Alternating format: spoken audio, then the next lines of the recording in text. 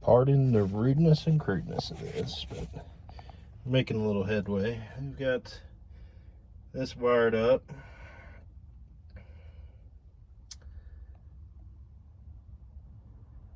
Still got to redo some of the inputs and outputs on the Holly, and still got some other stuff to do down here. But this is all hooked up, and I've got the airlift hooked up, so this is where we're at now.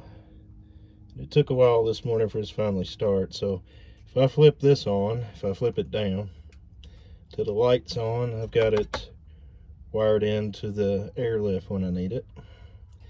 If I flip it up, that actually turns on the exciter wire for the alternator to charge, and it does so down here too on this option. Ignition. Hollies are working. Dash is working. And yeah, it's alive again, boys. Don't mind some of these gauge readings. We haven't hooked up our transmission gauges yet. We haven't hooked those up, so they'll default to the highest reading I got. I don't know why the trans case pressure is reading. I think that's kind of the same thing. Well, it could be correct. I don't know. I don't think it is.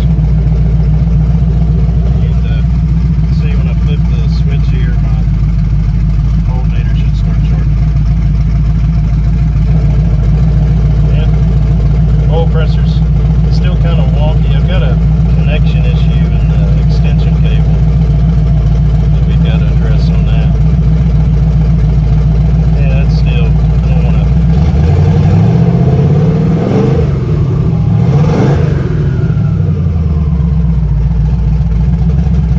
You can see it's kind of reading weird.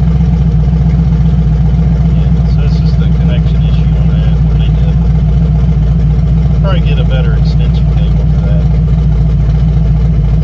Just make my own.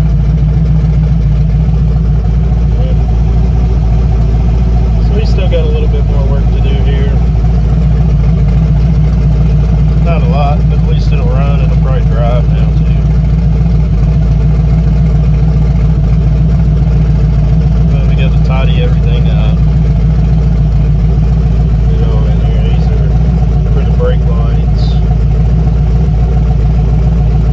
We still got to hook our turn signals up and our headlights and my little charger for USB ports. Shut this thing down, you just turn the ignition off. Done. So yeah, pretty happy with that. That is a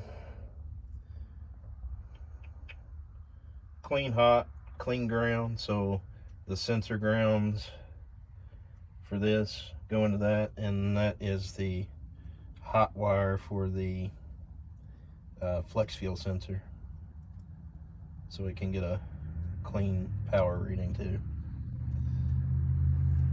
And you see what arrows are input outputs that we've got to put the ends back on and run them where they need to go. I got to run dome pressure signal from up here, fans.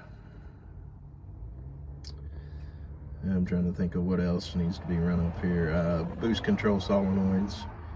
I'm going to run them through the fender well instead of over top the strut tower like they are now. So we've got a little bit of work to do on that. We'll get it run back through here to this. The dash is out. Painted it yesterday with some bed liner. See how it would turn out. It's not too bad. Figured it would cover the cracks up a little bit more. It did a little bit, but not what I was expecting, so we'll probably just end up covering it with some fabric. It's the GPS module for the Holly for my speed. Yeah, we've got it wired where we can fire it now and move it around if I need to. So now it's just tidying everything up, getting everything out of here.